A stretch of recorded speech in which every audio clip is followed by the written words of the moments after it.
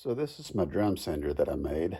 I made it mostly out of, scrap materials I've had laying around for a while, just so I can get some use out of them. They've been here for a long time collecting dust, and thought I'd put them to use. Um, Start with the drum. This is made of plywood discs. It's a 1-inch thick Baltic birch plywood circles, and they're put together onto this 1-inch steel shaft that I had. I don't know how long I've had it around, but it's time I put it to use. The shaft is mounted on a pair of pillow block bearings. These are 1-inch Fafner bearings, and I think they're pretty old. I think I originally bought these like back in the early 90s. So the sides, this is made from a beam that I'd found on a construction site. I think it's called Paralam or something like that. But I've just had it around and it wasn't doing anything, so made something out of it. It's belt drive. I've got a 2.5-inch pulley on the end of the shaft, and this whole thing is mounted on top of my workbench. And the belt goes through the workbench through a hole, and I've got a motor mounted underneath my workbench that's mounted on a hinge, so the weight of the motor puts tension on the belt. And the sandpaper that I used, this is just a full sheet, 9 by 11. The paper clamp, it's 2 pieces of aluminum where the top piece can be screwed down on top of the bottom and clamp the paper in between. These small screws keep the paper clamped, and the larger head screws pulls the whole thing down towards the bar, the shaft. The shaft has got drilled and threaded holes through it for these bolts to go into. And if I had it to do over again, I'd probably go with, wrapping a strip of sandpaper around it instead of using a full sheet, because I had, it took a lot of time to balance this. Having this chunk of metal on one side and not on the other threw it way out of balance, and I put some time into balancing it. I got weights on both ends, but I've got it balanced about as well as I could. It's got some noise and vibration to it, but I think that's probably a bearing needs new grease, or it's got a little bit of play in it or something. But I may put a new pair of bearings on it sometime in the future, but I'll just deal with the noise for now. One problem that I had was the height adjustment.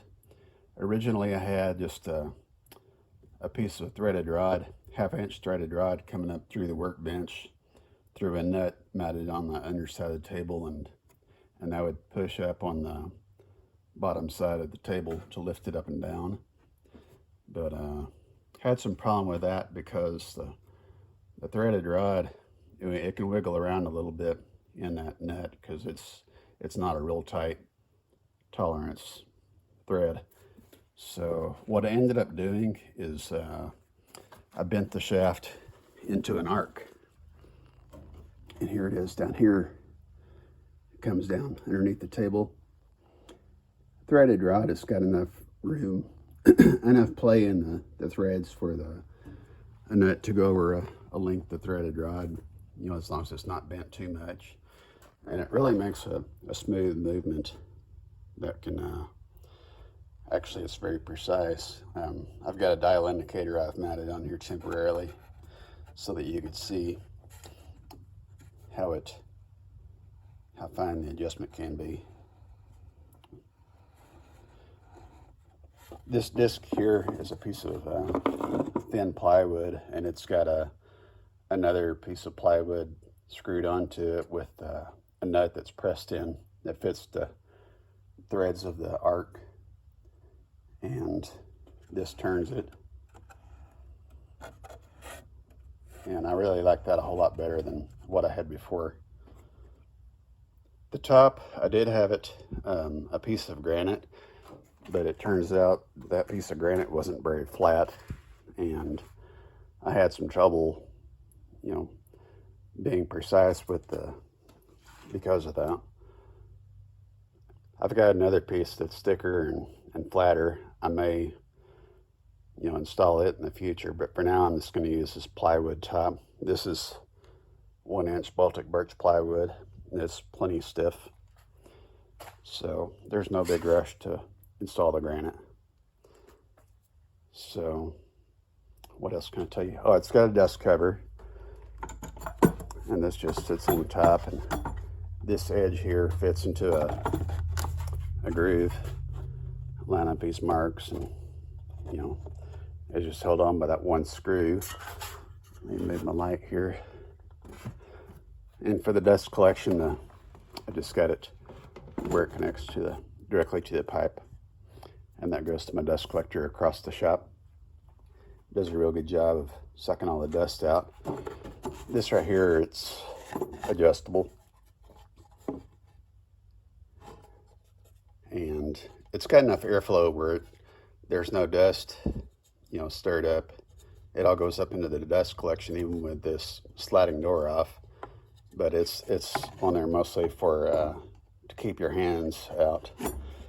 You don't want this drum sander to catch your hand. It's turning clockwise from this end, so you're pushing against the rotation of the drum, pushing material in. And then the outside is the dangerous side. That's where it's trying to pull stuff in, and you don't want to get your hand caught in there. So it's a real good idea to have a guard, especially on this side.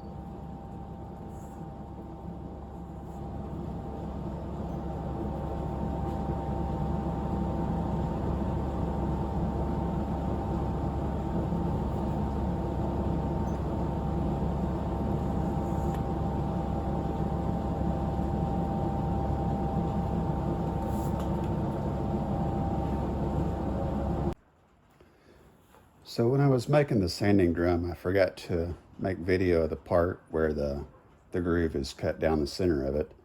And so I'm going to pretend that this piece of pipe is a sanding drum, and I'll show you how I run it over the saw.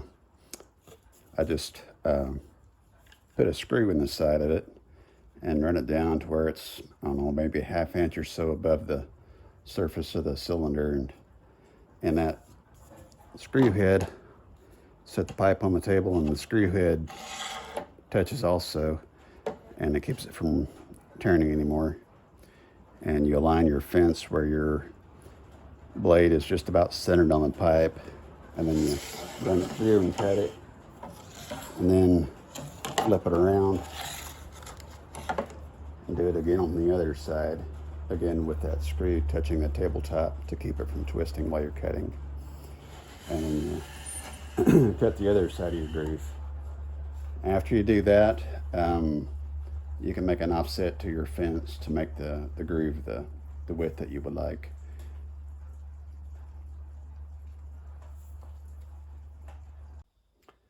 Well, I think this one ought to do it. Put the nail here.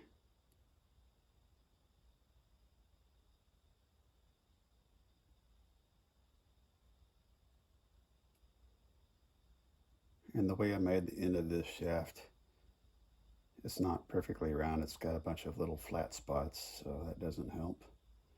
But I found some 1/2-inch steel bar to use instead of drill bits.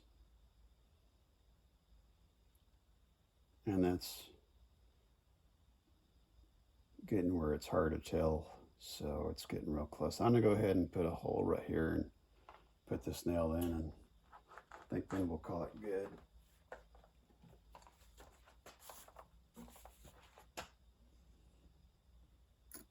I'm going to take it off those rollers first.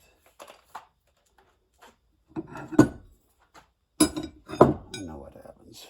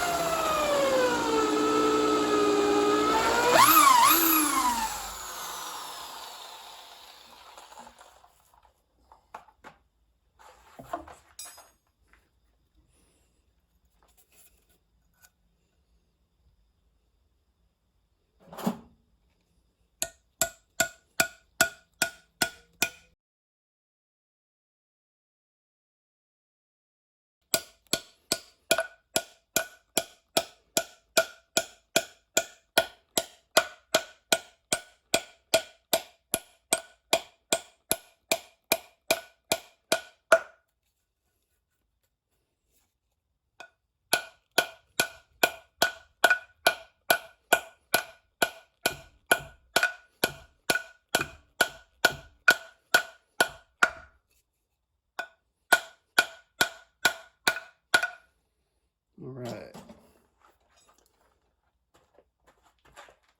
Little bars.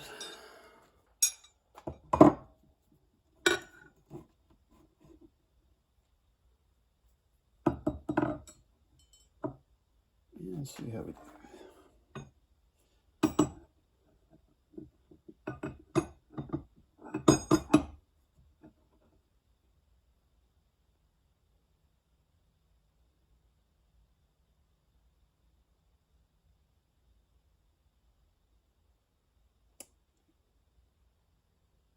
I think I'm going to call that good. This is the pulley end.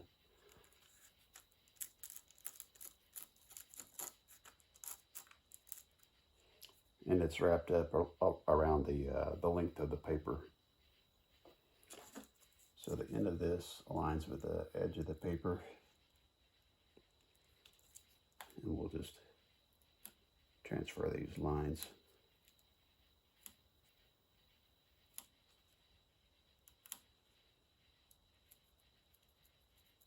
Hope I can see that over that.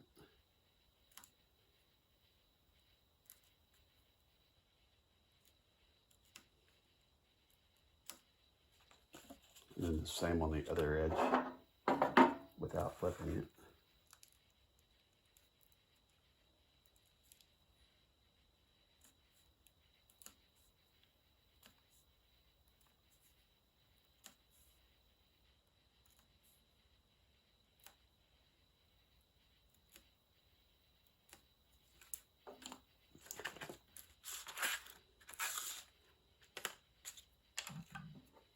And I can punch a knot with a full punch. A lot faster than scissors or a knife.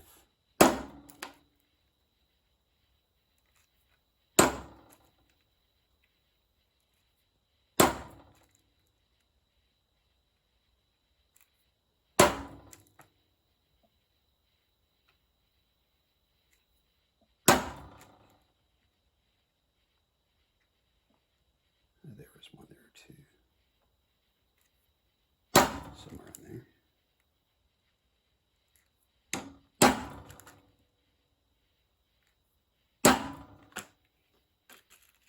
the other edge.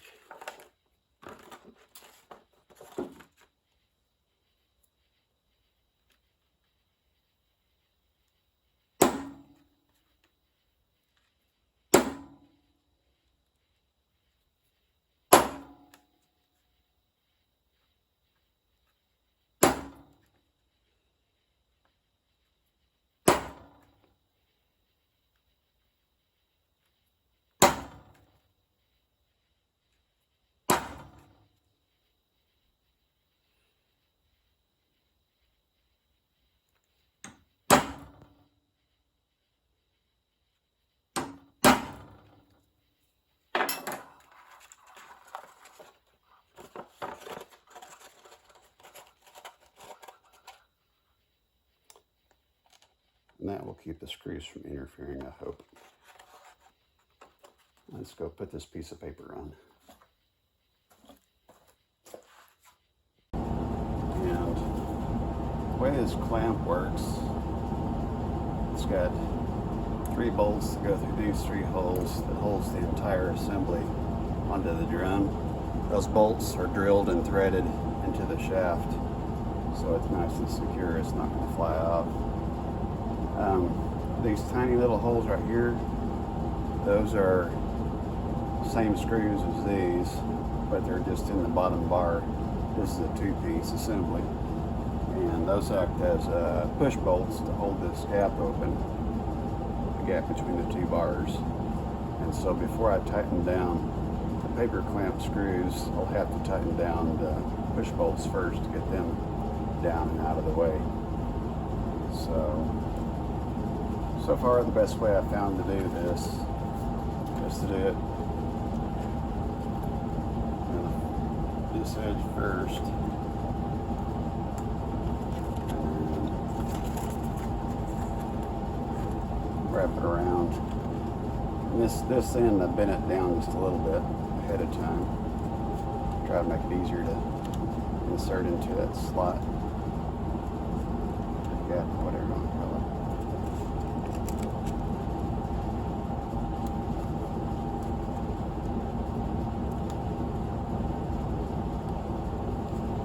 I'm glad I didn't make this thing 3 feet wide.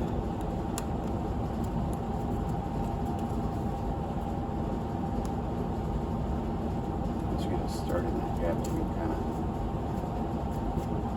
make sure you got it in there tight. Also, here on the ends, I've got these little wood wedges to hold the bottom bar up off the drum, and I'll have to take those out before I tighten it all down. So now, next thing I'll do is on these push bolts, tighten those down.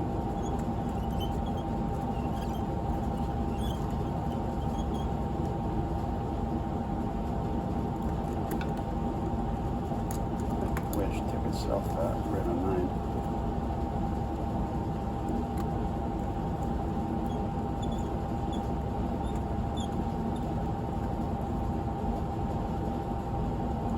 Now the push bolts are out of the way.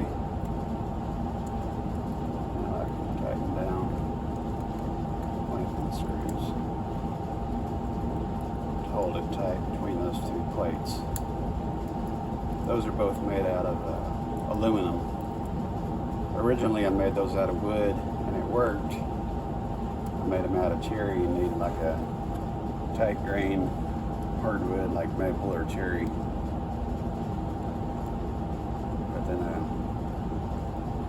the big hold down bolts, where the head is on those, I had to counter bore it so that the head would fit part of the way into the wood. And I was worried that the bottom would be too thin and I would eventually break through or something. So I ended up remaking this out of aluminum.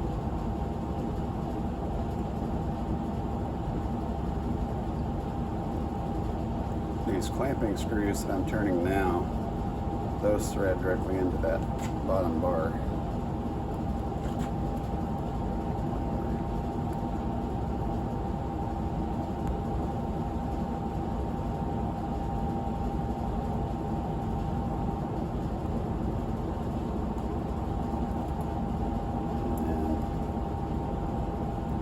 I leave this one in while I'm putting it all together just to keep the bar from falling out if I turn it over. These go in the other two holes. The wedges are out. Here's where the tightening takes place. Let's start in the middle.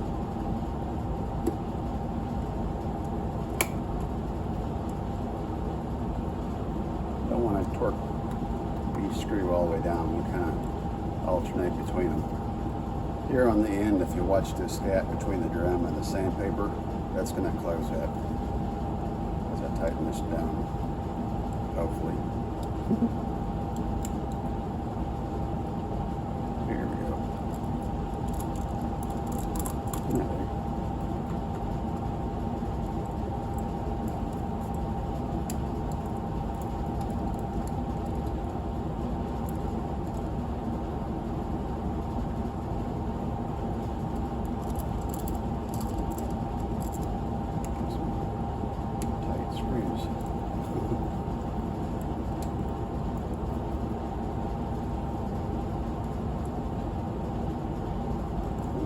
Just starting to fall apart.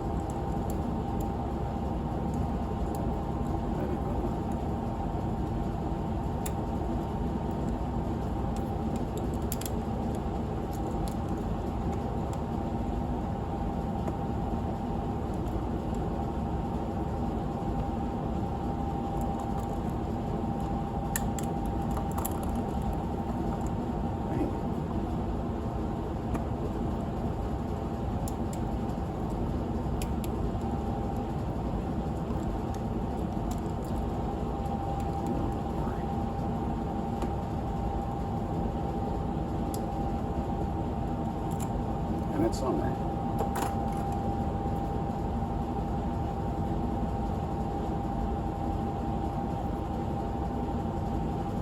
Yay.